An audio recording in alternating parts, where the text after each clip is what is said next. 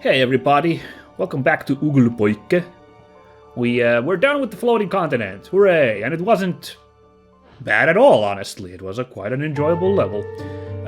Story beats have been a bit rough lately. We failed to get the relic. It seems to have been lost to time as the lava started overflowing inside the strange complex, where we learned a little bit about the history of the owls, but not a lot. Very, very unclear.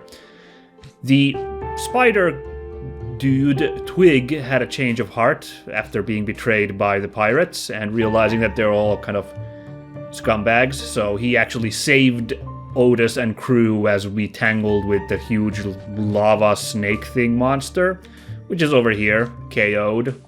Take that, you big ugly. So he's kind of had a change of heart now, and that doesn't sit well with Geddy, who has gotten angry at Twig and also Otus for, giving Twig a chance, and now Geddy has peaced out. So it's just Alphonse and Otus in this strange snow-covered land. Oh yeah, of course Twig is still here. Hi. Do you think you could, help me a bit over here? I can't get past this ice here. Well, if we could produce a large enough flame, we could maybe blow it open. Thanks. And there he goes. So, have to ruminate a bit about the story with Geddy and Twig here. You can't deny that Geddy's anger is quite well placed, I'd say. Ow! Oh, jeez. Wind's going a little crazy. Twig is absolutely had his hand in causing the destruction of Advent, the loss of all those people. He may have not really understood the full ramifications of his actions, but he still has a part in that, obviously, and I can see why Geddy would be angry at Otus and Alphonse for, sticking up for Twig like that. Honestly, I don't blame Geddy at all in this scene. Hey, you need some help over there? Yeah, this freaking wind is, KOing me real hard. Listen, if you help me get back home, I'll help you get out of here. I'll let you pick me up, but be careful not to tear my getup, will ya? So, the surprise third party member happens to be Twig himself. What a plot twist that is. Well, I guess it hasn't been revealed yet if you look at the over here. Oh, no, wait, there he is. A prankster and a troublemaker who likes to dress up as a spider. Twig shoots web pellets that can slow down or tangle enemies. Twig can also grapple the walls or objects. Yes, Twig happens to be the third member of our party, which is a bit of a surprise, obviously, since he seemed to be a very bad guy. Yes, but then again, Alphonse was a bad guy as well. So, yes, he shoots out these little web pellets, which actually allow you to non-lethally take down enemies. Enemies will just, flop to the ground when hit with his webs. We'll see in a second. Or if we hold down R2, we can aim a spider thingy and boing, just web sling ourselves past this orifice here, blowing this snow. So, yeah, that's the basic gimmicks of Twig's gameplay, being the third-party member. He'll also be filling in for Geddy, since Geddy's out of the party now. Whenever Alphonse's musket is reloading, we will be using Twig's... Oof! Ouch! So, wind here again. Let's see if we can't... There's another one. Quickly slip past the blowing wind, so that's the main utility of Twig's webs. Let me just... fine. So I'm totally in agreement with Geddy here, but it gets a little more trickier. Is Twig in the wrong? Well, I mean, he's obviously, he screwed up, but is he in the wrong to try to make amends here? No, I don't think so. And obviously, the way he just kind of tried to butt in previous at the end of the episode, that was kind of very Craven of him just being like, hey guys, we make a good team, right? Yeah, teamwork, all of a sudden. That's very blatant of him, obviously. The trickiest question, I guess, is Otus and Alphonse, are they justified in sticking up for Twig the way they did? Like Geddy, I feel, is justified in being angry, but like, what about Otus and Alphonse? And that's, it does get a little tricky. I will straight up say here, I might be considered kind of a sucker. So I might be biased on this, but I do like redemption arcs. So, like, I do like the fact that Twig gets to kind of make amends here. Oh dear, hold on, let's check out that. See, all of them webbed up, so that's a non-lethal takedown. If you want to be cruel, you can finish them off. I mean, that might be worth it because there might be treasure hidden behind some of these guys. Oh, that's not gonna work. There we go. But it feels a bit mean to take out those guys with Alphonse after webbing them up with Twig. But treasure, guys, treasure. Snow gawks. So I do like redemption arcs, but I understand, of course. Like, first of all, in real life, redemption's not that easy that it is in fiction. I'll give you that much. And, like, I understand it does, like, take work to like, make up. Like, first of all, you need remorse, obviously. Real remorse. Now, Twig being a bit craven doesn't change the fact that I think there is real remorse behind him. And, the other thing is, like, let's get to, like, the main theme of this game. Like, I think what the main theme is, there might be some, like, waffling on what the main theme is, but at least one of the big main themes is mistakes and making up for them. Like, this whole game has been about kind of the theme of making mistakes, which have been a little debatable at times if they honestly are mistakes on our hero's part, but still the point has been always to not let those mistakes, like, weigh you down, but also, like, to make up for them. In fact, the point is that kind of the main theme is that you can always, like, mistakes are not the end of the world, even if they might feel like it, like horrible mistakes even. Like, there has to be a chance, you have a chance to always to, like, make things right. Like, you don't have to let mistakes stop you, you just have to make things better. So, to fit that theme, Twig has to have a chance, theme-wise, to, like, basically have a redemption arc to fit with that just overall message of the game. So, just in terms of that, I feel like this is perfectly justified, this, like, turn of Twig here. And I think since Otus and Alphonse, again, both have that same background of they have made mistakes and,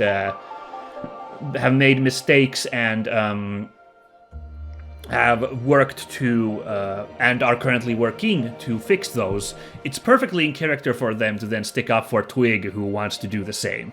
So this is an interesting case where I do feel that every character in the scene is justified in the choices they make. And you know what? That's a sign of really good storytelling, when, even if there's conflict, it like, you can feel why, you can understand everyone who is, taking part in that conflict. Like, you feel that everyone is justified in the stances they're taking in there. That is really cool to me. I have mentioned it several times, but I was wowed by the plot of this game, particularly around this part, indeed. I was like, oh, wow, goodness. Anyway. Alright, I think I can make my way home from here. Thanks for the ride, fellas. Okay, well, never mind then. I guess he is gone. Let's see if the interface spoils it. Oh, it doesn't actually. Yes, well, looks like he's gone for good. Never mind then. Look at this place. This is a really wonderful looking place. I like snow levels. I think I've said that before, so this is really cool. Oh goodness. It can't fly too high. It actually starts to wear Otus down. Okay, so let's keep our altitude down. We are pretty high up. Can't deny that. Ooh. Look at this right here. We'll just cook through that. We'll get some more of that treasure we sorely need. Oh yeah, look at those numbers go up. I like it. This is also interesting, this area. Talk about the area for a second. Like, it's gone past the underground aesthetic, but it's also gone past the floating island aesthetic. I don't know, is the implication that we are on the surface of the floating continent? Because this land just goes and goes and goes on over here, this enormous snowy forest. Like, that's a different sense from areas we've been in thus far. So the reason I couch my terms very carefully about talking about, like, redemption and, like, making up and fixing mistakes is I understand that it's not as easy to make things up in real life, and honestly, it's depending on the nature of the, like, act, it can be very cruel to the victims of something to, like, kind of, like, sympathize with the perpetrator too much. And that's why I'm saying, like, I might be a sucker, because I have to work hard not to do that in real life. Like, I do, like, always gotta sympathize with the victims first and foremost. Like, you need to have that remorse there if someone's made a mistake. I don't know, I'm rambling now. These are topics that are a little bit too advanced, I think, for me to talk about smartly. But I hope you guys get what I'm saying at. It's the same in, like, I've noticed, like, people have less tolerance for redemption arcs for villains in media lately. I feel like I don't know if you guys agree with me, but, like, I've noticed people just be like, wow, that guy got off easy for all he's done. You know, someone like I don't know, like, I guess the classic one is Vegeta from Dragon Ball. Like, he's a genocidal maniac, but he ends up becoming a good guy. I guess that's, on the other hand, that's like an example. It doesn't happen, like, in an instant. He doesn't have, like, a my god, what have I done moment. He has a real long plot line, and he has to work his, like, whole story arc to try to improve as a person. So I guess in that sense that's a better example of that, but it's still, like, I know, like, people are kind of like, wow, he sure got away with that. I guess a better example, because this is somewhat a character I really like, is Beatrice in Final Fantasy IX. Like, she's responsible for killing so many Burmesians and Clarence. Like she, in partly responsible. She absolutely works with Queen Braun to do that. You can't deny that. But, like, still, she kind of is on Team Good Guy by the end of the game, and I know I've seen people be like, that happens way too easily. Speaking of another Final Fantasy VII, I know a lot of people kind of sympathize with the Turks because they think they're cool. Reno in particular. Let's not forget that he kills everybody in Sector 7. He's the trigger man pushing the button that crushes Sector 7 and kills all those people. I think I've seen people discuss it now with the remake coming out of Final Fantasy VII. I've seen people point out that it's gonna be really brutal with the, like, updated graphics and, like, the kind of more, like, visceralness to see Reno do that. Him, like, just sentence all those people to die, assuming it happens the way it does. Like, people are speculating that someone else is gonna push the button just because Reno is such a popular character outside that they don't want to necessarily, Square Enix does not want to in the remake make Reno be this super heel that you would have to be to consign everybody in Sector 7 to their deaths the way he does in the original Final Fantasy VII. I'm gonna be interesting to see, like, is that what's gonna happen in that scene? Hold on now, which way do we go? Oh, not this way, certainly. We are getting blown away by the wind. We're gonna have to take this one-way only route here, because this wind is gonna blow us right back. Oh boy, that's the... No turning back now, I guess. Man, I love that, by the way. It's this music, obviously, for the snowy, ethereal world, but it does double duty really well, giving that sense of, like, loss and, like, uneasiness that happened, melancholy, now that Geddy has, you know, lost his trust in the party. That's a pirate helicopter flying back there. That's no good. What's going on over here? Shh! It's my family. They're in trouble. Yar, our inspection is over for today. Don't try anything stupid if you value your lives. We won't cause any trouble. Good. As long as you don't cause trouble, the occupation will be over before you know it. I'll be back tomorrow. Oh, geez. Pirates occupying. That's not good. Look at this grumpy creature. That scum destroyed half our furniture. Well, at least they didn't find the wine cellar. Let's just get back inside before they come back. It's too cold out here for my old bones. Oh man, I didn't think the pirates would cause trouble for my family. See, here we go. Here's the moment where he realizes, oh no, actions have consequences. Ooh. I better go check on them.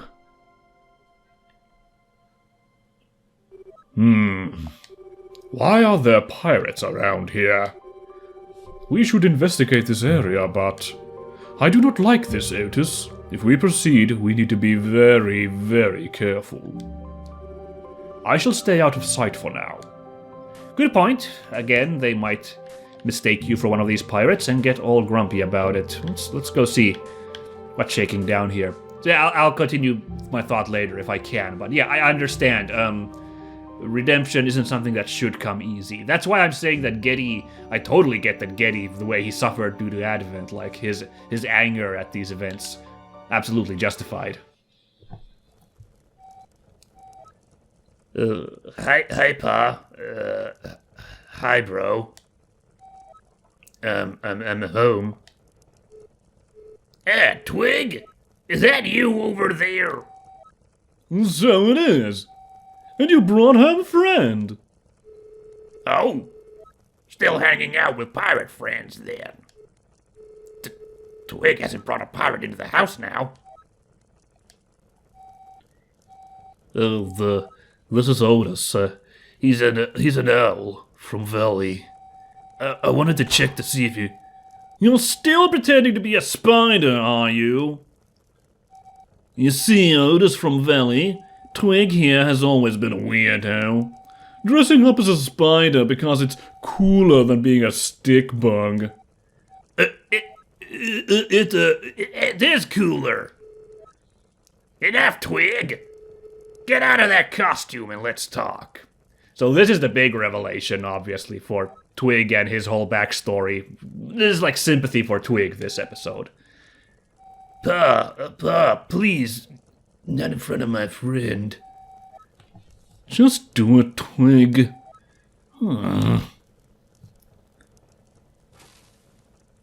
And surprise, he's just a stick insect, I guess. I don't know why, poor guy. He's pretty cool even without a spider getup. There. Happy now? Great. We just want to ask a few questions without you looking like an idiot. So, are you home to stay this time? Or are you still in league with those insistent pirates? The pirates ditched me. Well, they were just using me. Look at that sad, remorseful sprite. Oh, it just melts my heart. Poor, sad Twig. And this guest here, is he a delinquent like you? Otus is a good guy, bro. He just wants to find his way back home. Well then, make yourself at home, Otus. I apologize for the rude welcome. You can never be too careful these days. Welcome to the Stick family's home. Also, now I can finally talk about Twig's name, the implication there, because at first you're like, Twig? Is there something there? It's a big clue throughout the whole game that he's a stick insect, rather than a spider, because he's Twig. As you can see, they were right. I'm a stick bug just like them. So boring. Oh, I guess I get that, like... I guess you can be like that. You're just like, oh, my heritage, my background. I'm embarrassed of it. I want to be something cooler than who I really am. So I guess that makes sense why Twig is the way he is. Poor guy. And also, it seems like they don't have a great family relationship. They're not very supportive parents, are they? I mean, he says, "None in front of my friends," and they're just like, "Bah, we don't care. Go, just embarrass yourself and your friends." I mean, not that Otus probably really cares, but talking about Twig's feelings here. So, like, it's like, oh, man, this guy has it real rough. Like, again, just trying to understand, like, he's the guy who wants to hang out with the bad kids, basically. The bad kids in this case are the pirates, and they are really bad. And that's why he's like, oh no, what have I done? Because I helped out the pirates, who were, like, real bad. I hope Twig hasn't caused too much trouble for you. Twig's always been a special case. But I'm glad some good friends turned up. Maybe you can recommend that Twig stay in Mesos and leave you alone. I could hear you. Yeah, see, this just gossiping about him like that while he's just in earshot. Not great. Ugh, I wish Twig would just quit the spider act and stay home like a normal stick bug. How did you end up with Twig anyway? Twig's always been a troublemaker, driving everyone nuts with worry. Don't tell Twig I said that. The truth hurts the sensitive. Oh, you can't speak at all? I guess that takes care of the problem. What are you whispering about over there?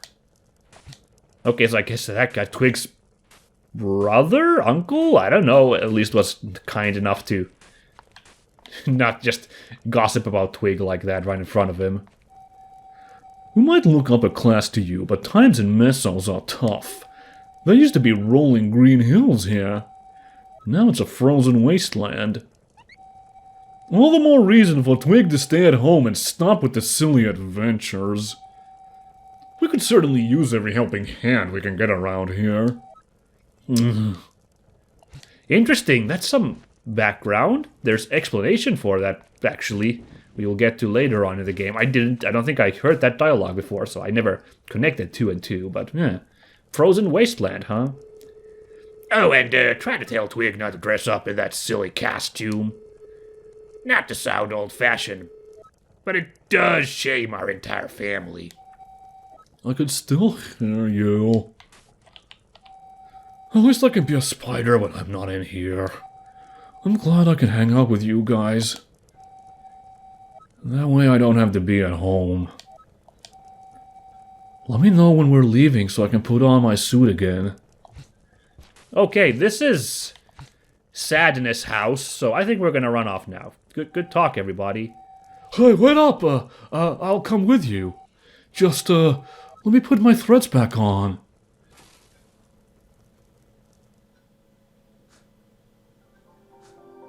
Okay, there he is back in action. Well, well, that was fun. I wonder if my family was happy to see me at all.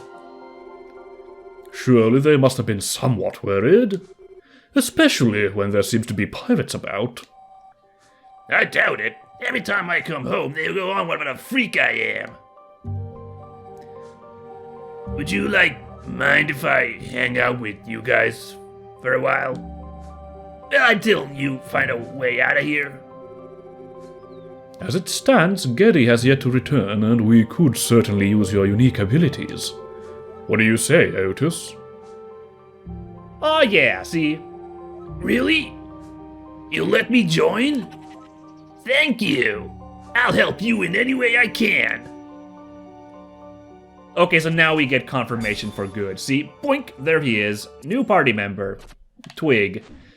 So yeah, I mean, obviously, you as the player, someone who's not as big of a sap as me might still feel quite like Geddy felt to have Twig join the party. So I feel like that's why we had this whole segment with his Twig's home here, is so you can go like, oh man, he does not have a great family life, does he? So that you can more readily accept him into the party at this point. The funny thing is, having said all that, I feel like he doesn't mesh gameplay-wise super well with the party. He feels like kind of a late addition to the gang, is my take on it. Oh, there we go. That's kind of a... I don't understand exactly how this wind works, but look, basically just try to grapple onto these things and all the time. That's how to get past these. Yeah, I don't know, like, I don't know if Twig fits perfectly with the, like, I feel like his, the mechanic he brings to the game, which is this spider sling, is a bit underutilized, I feel. As soon as we're done here with Mesos, I think, like, it becomes a lot less relevant. And also, he's just, we're fairly close to the end of the game. We're not there yet, but, like, we're in, like, the final third. So I feel like he's a bit of a Johnny come lately to the action. The interesting thing is you don't really need these hooks. Like, you can totally grapple onto other stuff. I think the implication is if you hook onto this, you gotta kind of hold on to it, which is why we weren't getting brocked by that one wind that we were pretty close to. I think is the implication, but we can move really easily from it. Yeah, I'll talk about it a bit more at length, but I feel like Twig, gameplay-wise, is a little half-baked, and it feels more like the developers at D-Pad felt the need that you have to have 3 party members, rather than just Geddy and Alphonse have a nice even 3. 3 is not an even number, you know what I mean. But, I don't know. It's still fun doing some of this Bungie stuff, sure. Oh dear. So the pirates have set up their base here. Pirate base? But it's like right next door to my family's house. Indeed, this doesn't bode well. Perhaps Dirk acquired the final relic before the dungeon flooded. Well, how would he do that? There's no way. We saw the relic get flooded by lava. I wonder if you can go back and, like, watch the footage, see if, like, Dirk just springs by really fast before the relic gets engulfed by the lava. I don't know. It looks like there's no way in. And even if there was, we'd be discovered immediately. We have to warn your family, Twig. If the pirate base is here, the occupation will only get worse. I can't believe I was suckered into working for these guys. No wonder my dad was suspicious of me. Let's go warn them. Yeah, let's get on that. Oh, that's right, we can't fly too high up. Something about the air here throws Otus off a little bit, so let's hurry right on back. Oop. There we go. Yeah, it's funny, like, at first you're like, man, I can't reach these hooks, but, like, you don't really seem to need them. Ow! For, like, some of these bits, because you totally can grapple onto other things. You can grapple onto the air, just like that, even. I assume this is super important for speedrunners, though, is gonna be my guess. Getting real big speed like that.